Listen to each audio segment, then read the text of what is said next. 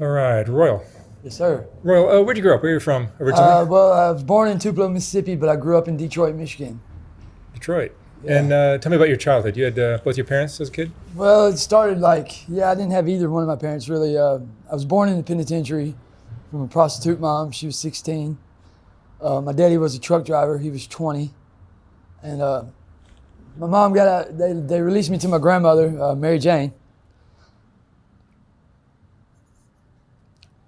My dad, my dad was in and out of prison. He's one of the biggest meth cooks in the South.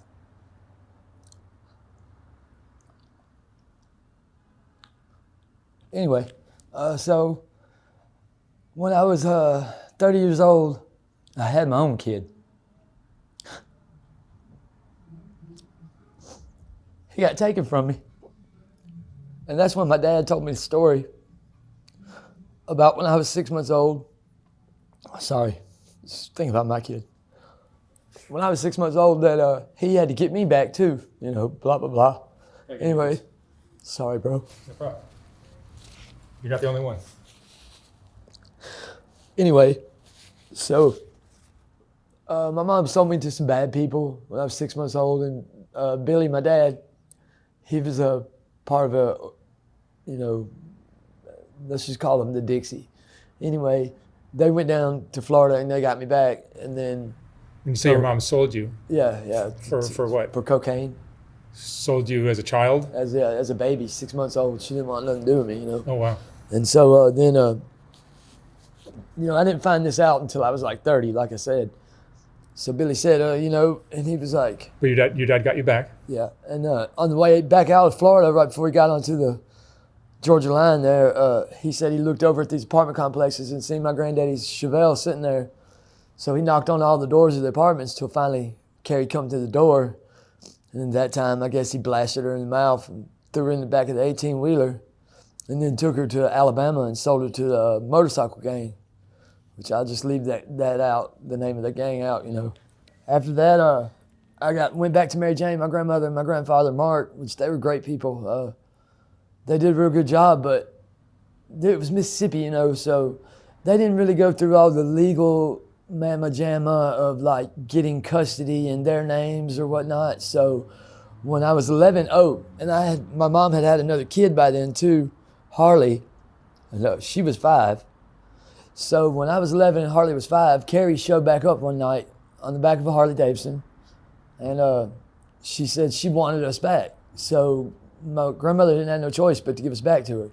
And then the next day, she put us on a plane and we moved to Detroit, Michigan. And that's, you want to talk about culture shock. You take a 11-year-old kid, like I'd done started smoking pot for the first time by that time, and everything. And then you move them to the city and it was just wild. About fucking 4 months after living there, Carrie shot me up with heroin for the first time. And then it was just a big mess after that. I got involved with a street gang, and it's pretty much it was the best thing that happened to me, really, because they got me away from the house, And then when we got there, they knocked on the door, and they said, "We seen you have a boy with you." And my mama was like, "Yeah." And they're like, "Well, you're either gonna pay us or he's with us." You know what I mean? So I didn't have no choice. So then when I got in there and I told them how my life was at home and shit, they told me I didn't have to go back. And I was like, "But what about my little sister?" They said, "Don't worry, we'll take care of that. Your mama won't touch your sister." Because Carrie was real abusive, man. She only knew, I'm not trying to like stand up for her at all.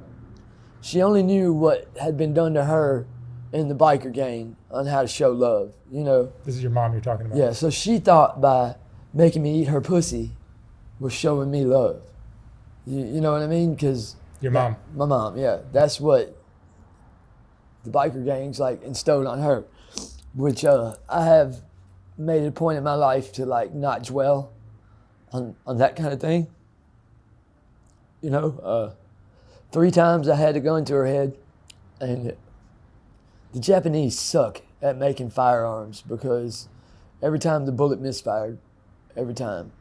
And so I just give up on that. You were trying to? I was trying to kill her. you know. And anyway, so I graduated high school on my own though.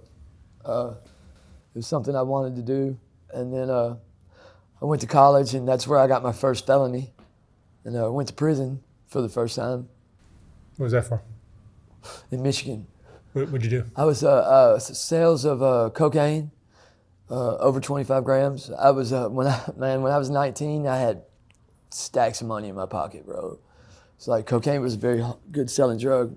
And anyway, when I was in prison, Jack Kevorkian was my cellmate Is that right? in Kinross, Michigan. Yeah, I only did like a year and like 9 months because it was my first charge. But most people got probation, you know.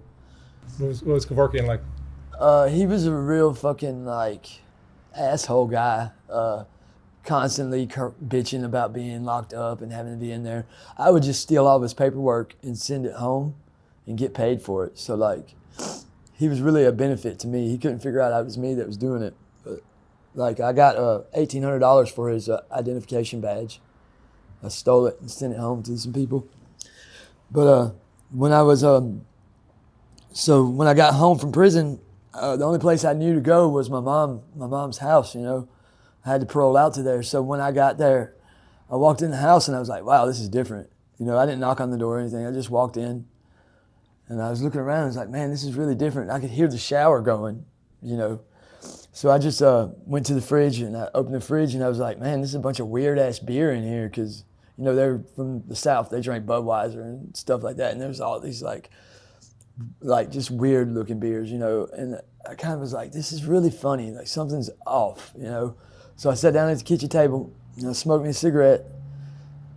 And I heard the shower go off in the little room right there. The bathroom was right there, but we never used that bathroom. And I thought that was weird too. And then about that time, here come a girl out of the shower. And my family had moved from Michigan to Indiana.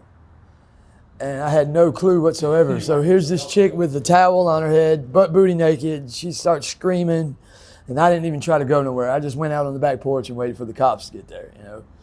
And they showed up and asked me what the problem was. And I told them they actually let me make it that day. And they said, well, you should have done like you're supposed to do and come and report it to the parole officer first before you come home, because then you would have been told that your family left and went to Indiana. And so I was like, fuck, man. I called home. I called my mama, and she was all upset. Like, I'm like, why are you upset? I just got out of prison. She said, your little sister was raped last night by some guy at a pool hall in the town in Indiana. So my neighbor, he had a 68 Barracuda. And I'd always liked that car. I liked that car a lot. I stole cars like when I was in Michigan, that's what I did. But I'd always let him make it because he was my neighbor, you know. You never shit where you eat or sleep, you know. So I was like, fuck it, man. I walked over and I looked and the keys were in it. I fired that bitch up and I went straight to Indiana, man. Straight there. And they didn't have cell phones yet. You know, cell phones wasn't a thing yet. So the first payphone I saw, I called. I said, Carrie, where was Harley at and who did it? She said, Julio did it. And it's at this pool hall down there. And I can't remember the name of the road or whatnot, but there was a tire tool in the trunk of the car, so I shoved it down the back of my pants. And I had the car had a fucking 9mm in it already. There was no bullets in the gun, but they didn't know that. And so I rolled up to the pool hall and I just walked up to the first person I seen, going to his head, and I said, who's Julio? And the dude was shooting a game of pool. He said, I'm Julio. I grabbed the tire tool out and I commenced to beating his brains out right there in the spot. And I rubbed his blood on my face and I said Indian style on the sidewalk till the police got there. I sat in Gary, I think it was Gary County, Indiana. I'm not sure. I sat in jail 13 months waiting on trial, and I took a judge trial instead of a jury trial. And I didn't speak to anyone. I didn't have a lawyer represent me. I mean, it was an open shut case, you know. I figured they were going to give me the death penalty, no problem. I was actually expecting it, wanting it. And the judge finally said, well, you know, he said, use my name and whatnot. And he said, you got anything to say? And I looked at him straight in the eyes and I said, well, if you'd have raped my little sister, I'd fucking killed you too. And he covered the microphone. He said, come here. And I walked up to the desk. He said, when you get back to your cell, you pack your shit and you leave Indiana and you never come back. So I never went back to Indiana. You know, that was the first major break in my life. You went from a death sentence to freedom, Right. like that. Well, the Barracuda had been impounded, so I couldn't get it out. You know, so I didn't. I wasn't going to live with my mama, but I went by the house anyway. So when I got to the house once again, the man she had married, Jimmy, he was sitting there and he was all beat up. I mean, he was barely alive when I got there. She had beat the fuck out of him. And I asked him what happened, and he said, your mama had Rocky Looper show up, and they went back to Mississippi. So Rocky Looper is Harley's real daddy. He's a big piece of shit. He's dead now. So I go to Mississippi, which I didn't want to go. You know, it sucks there. It's horrible.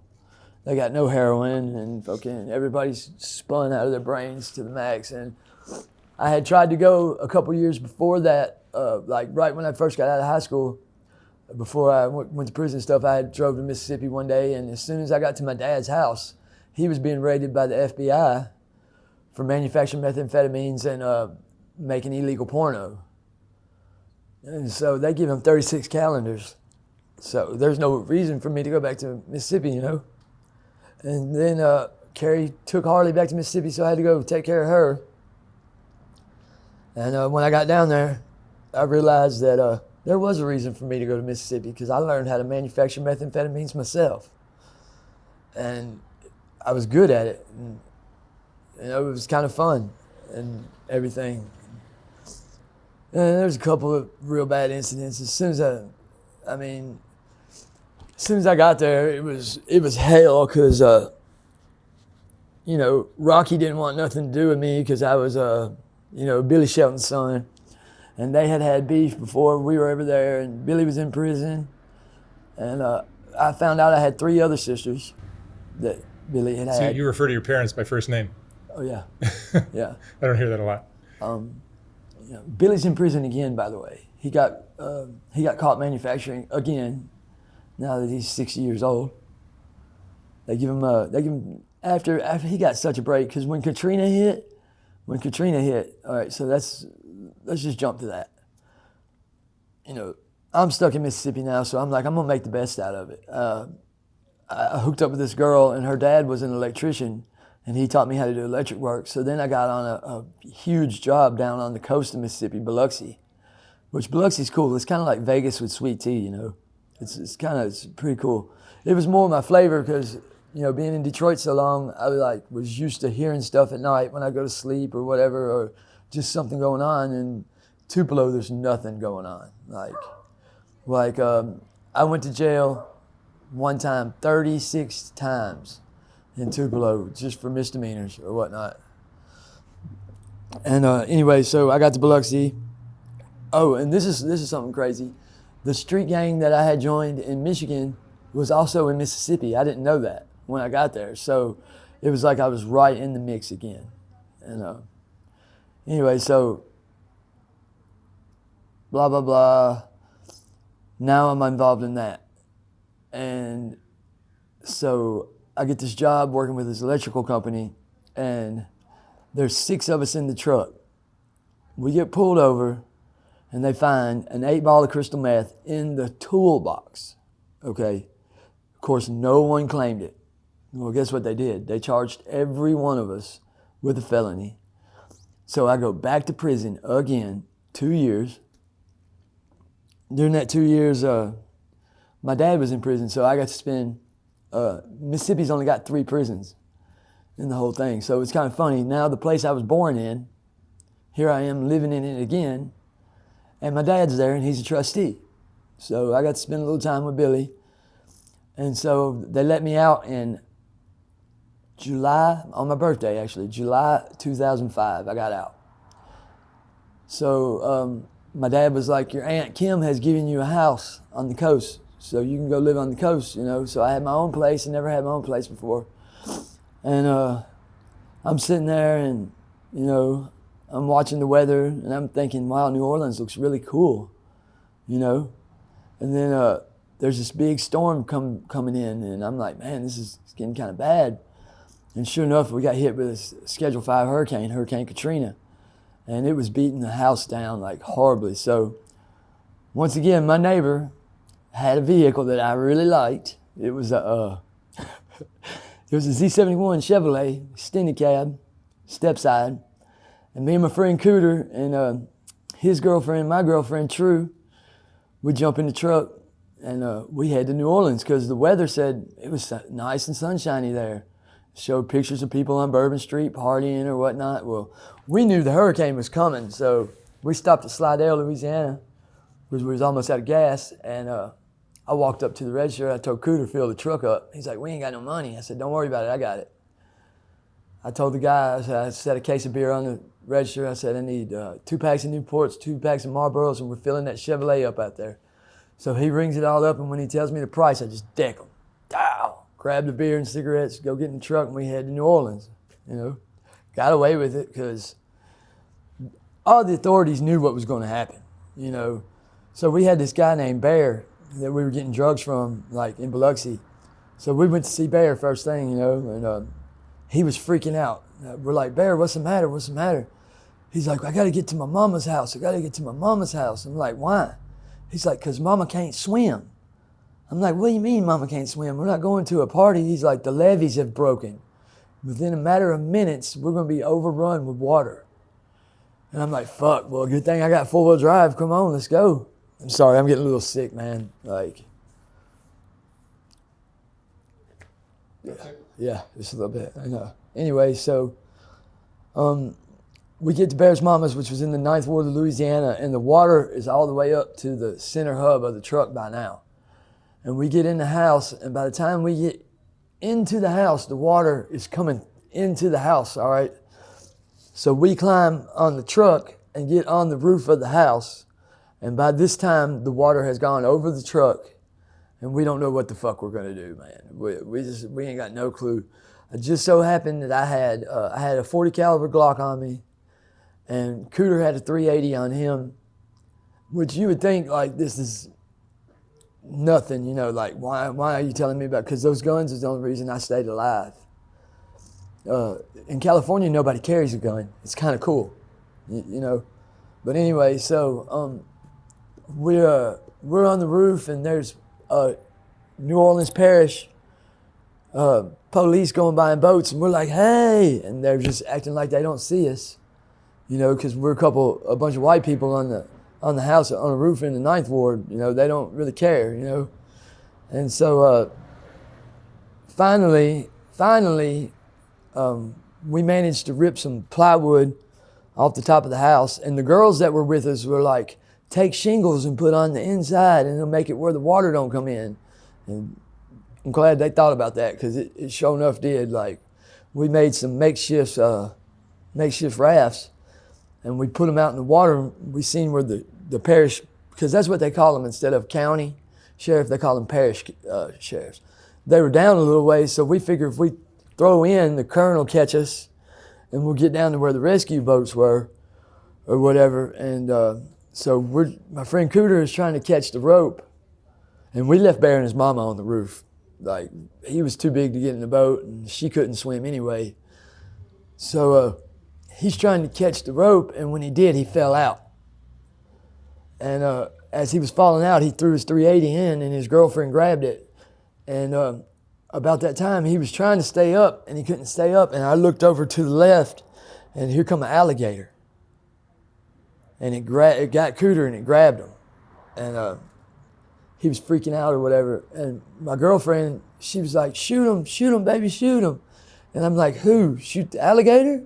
She's like, no, shoot Cooter. He's getting eaten by the alligator. And I couldn't do it. I fired a shot off, but all I done was hit the alligator, and I caused it to go underwater and take my friend down with him. And like, literally, like, me shooting at the alligator got the cops' attention, and then they drove their boat over and helped us. And they just dropped us off on the front lawn of the Louis Armstrong Park Civic Center, which a lot of people don't know about that. Everybody else thinks that the Superdome is where everybody went when when the hurricane happened, but we made our own shelter there. All this time, by the way, I'm on heroin and on crystal meth. Like, I've always done drugs. I figure might as well get to the good part, right? The Hurricane Katrina was fucked up, and we didn't have no dope. It was bad. In the shelter, like, if one person got a biscuit and another person didn't get a biscuit, everybody would fight. It was horrible. People were getting raped. The only thing, like I said, the only reason that I stayed alive and Cooter's girlfriend and my girlfriend didn't get raped was because we had those guns. And we literally, one day I decided the water was like kind of going away, and like it was horrible there. I knew we were gonna die there. So I got us out of there, and we made our way to the Superdome. Oh, when I was in there, I was on the roof one day, and I heard a helicopter. And I looked up, and it was what is it, Air Force One or Helicopter One, the president's helicopter, George Bush. And he was trying to act like he didn't see us on the roof, because all they had known was people were in the Superdome. So like, as they flew over the top of us, he didn't even look down. He hung out of the helicopter. And like, one of my buddies had a 30-06 on the roof, and he was going to, pull the trigger, and I reached over and put my hand in front of the scope because I knew that wouldn't do no good, And but sure enough, they acted like they didn't even see us there, and it took another 2 weeks before we ever even got food after that. It was pretty rough. So we managed to fight our way to the Superdome. Like the streets were just chaotic, very, very chaotic. And after we got to the Superdome, we ended up getting a ride back to Mississippi, and that was that, But it was pretty tough. My friend would probably like this joke, I usually say, Cooter got ate, the joke. But anyway, I got a new respect for alligators now, and things like that. And New Orleans is definitely a different type of place. And all the places I ever lived, it's definitely the most chaotic, most savage, and most cutthroat. Worse than Detroit. It's worse than Detroit, by far. People from Detroit are scared to go to New Orleans, So anyway, I decided that like it was only right that I go live in New Orleans since my friend died there. And I left Mississippi and I went back to New Orleans, and I got a gun charge while I was there. This guy tried to rob me, and I pistol whipped his gold teeth out. And anyway, so I did 5 years in Angola on a gun charge. And the day I got out of Angola, somebody told me, they said, "You see that that I-10 highway over there?" I said, "Yeah, I see it." They said, "It goes straight to Santa Monica, California." I said, "Really?" They said, "Yeah." I went out there and I stuck my thumb out, and I never looked back. Never looked back. I've been in California now since.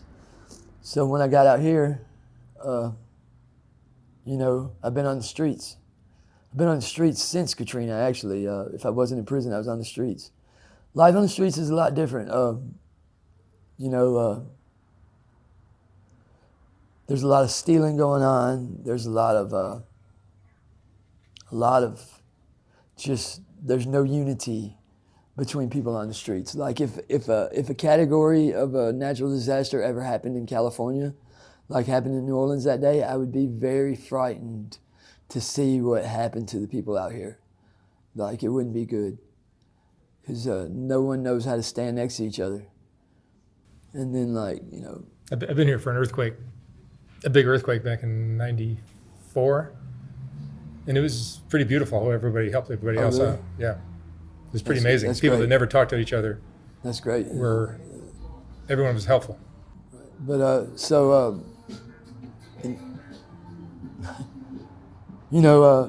anyway, so I was in California for 6 years, living on the streets every day, just doing my own thing, and I went to Vegas. Then I went to Vegas on accident. I thought I was going to a gemstone. Oh, speaking of it, I thought I was going to a gemstone convention.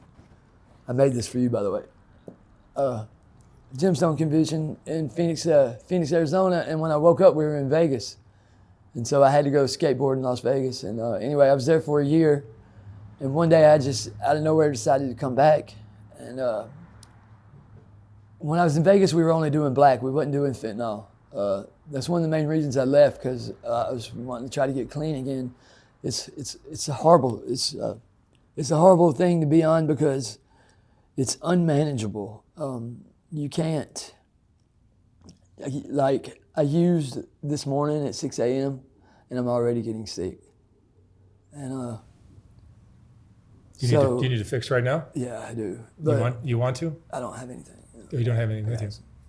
Yeah. You need money? Yeah, I need some money. If I got money, how fast could you do it? Well, I mean, like, I'd rather finish this. You would? Yes. Okay, let's just I'd keep rather going, go man. ahead and finish. Keep going. You know what I mean? And because what I'm getting at is going to be like, my girlfriend's with me, so, this is what I'm getting to. Yeah. So, I was just, what I would do is I would wrap stones. And every girl that I thought looked interesting, I would just give them a stone and, like, I don't want nothing back. It's just a little present from the beach, whatnot. So one day I was just getting high down. Like, one of the weirdest things about California is public restrooms. Like, you never know what's going to happen when you're, like, at a public restroom on the beach, And anyway, so I'd give this girl a stone a couple days prior, and then sure enough, here she come back down to the beach, and she was a recovering heroin addict too. And she said that she wanted to try fentanyl. And I was like, you really don't need to try fentanyl. Let's just go to Hollywood and get some black, And on our way out, we run across one of my friends from Hollywood, and he said he had some fentanyl.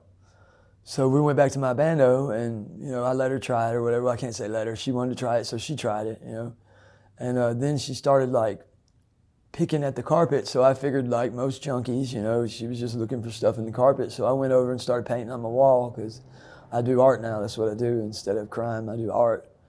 And I turned around and looked, and I couldn't figure out. I was like, where'd that girl go, And it was like an hour later, I turned around and looked, and she was blue. She had done overdosed off of one hit and didn't have any of the, they call it Narcan. We didn't have any Narcan. We didn't have anything to bring her back. And I just started giving her CPR, and then, like, had to slap her a few times, and she ended up coming back. And the first thing she said when she come back is, I want another hit, And so she's overdosed 9 other times since that. And it's like every day I have to fucking bring somebody back that's overdosed. And only 2 people that I've ever brought back have ever just said, I don't ever want to do this again. Everybody else is wanting to reach right for the foil and go right for the foil. And, so we can't use Suboxone. Suboxone makes you get sicker. I really don't know where to go from here, It's like I said, I couldn't see myself trying to work a job. Like, if I get sick at work, and then I'll lose the job right away, So I really don't know where to go from here. I guess, and then there's always the chance of getting busted, I went to jail one time in LA before I met Jennifer when I was on fentanyl the first time, and I did 2 weeks in jail for a dope pipe. And the only reason they made me sit was because they knew I was going to withdraw. And I was withdrawing the whole 2 weeks. When I used to do heroin, I could literally just kick heroin in 3 days and not have to do it anymore, because it's always been like a struggle. Like I said, my mom shot me up for the first time when I was 11, and I've been on it ever since then. Like, it was like Oxycontin and Dilaudid mostly back then, and then the government got real hard on the prescription pills, so we started doing heroin, and like it's a deadly struggle, really. I don't know. And where do you live now? You're in a tent? I was in a tent up until 2 days ago, and they got us in this thing called Project Room Key, which I don't know how that's going to work out or not, So you have housing right now? Right now I do, but it's the first time that I've ever lived indoors since Katrina. And it's kind of weird, you know. Of course, we can't use in there. So honestly, we haven't even stayed in there. We've been out using it instead of being in there. You know? 'Cause How can they keep you from using? Well, you're not allowed to take drugs in, you know? So, we don't want to, like, take the drugs in and, like, lose your housing? lose our housing, you know? So you'd rather stay out and not use your housing? Right. Huh. Right. We went in last night because it was raining. But Right. How do you support yourself? What's that? How do you support yourself?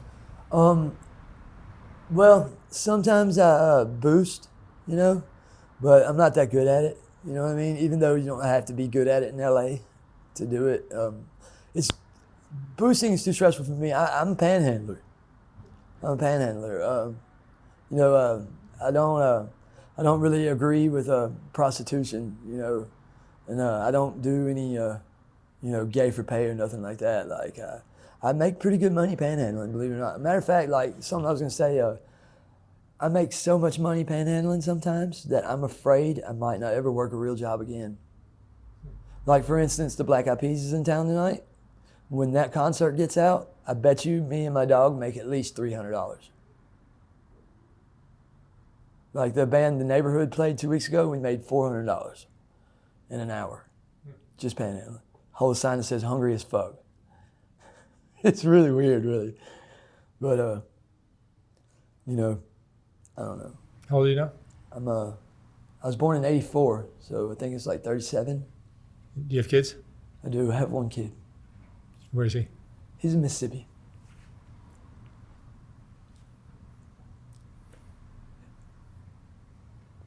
It's hard for you to be separate. You know, I took that part of my life out because it was really boring, you know. When I found out that I was going to have a baby, I actually got clean. First 3 years, I didn't do no drugs. I didn't even smoke pot, man. Like, he got me high.